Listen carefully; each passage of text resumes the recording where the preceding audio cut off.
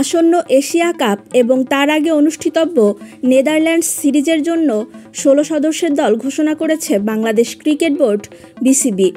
দলে ডাক পেয়েছেন নুরুল হাসান সোহান, সাইফ হাসান ও নাসুম আহমেদ। জায়গা হয়নি নাইম শেখের।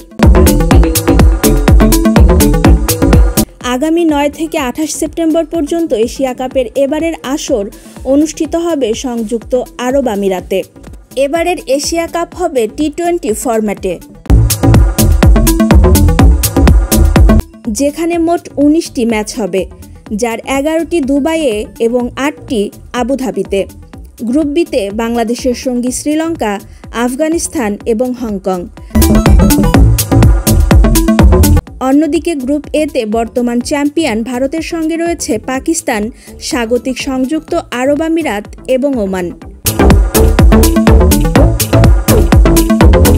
বাংলাদেশের এশিয়া কাপ অভিযান শুরু হবে ১১ সেপ্টেম্বর হংকংয়ের বিপক্ষে ম্যাচ দিয়ে।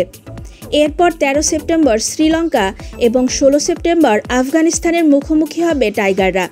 বাংলাদেশের ৩টি ম্যাচই অনুষ্ঠিত হবে আবুধাবিতে। এছাড়া দুবাইয়ে ফাইনাল অনুষ্ঠিত হবে ২৮ সেপ্টেম্বর।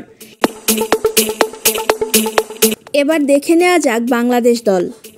লিটন দাস অধিনায়ক, তানজিদ হাসান তামিম, পারভেজ হোসেন ইমন, সাইফ হাসান, তাওহিদ হৃদয়, জাকের আলী অনিক, শামীম হোসেন, নুরুল হাসান সোহান, শেখ মেহেদী হাসান, রিশাদ হোসেন, নাসুম আহমেদ, মোস্তাফিজুর রহমান, তানজিম হাসান সাকিব, তাসকিন আহমেদ, শরীফুল ইসলাম, সাইফুদ্দিন।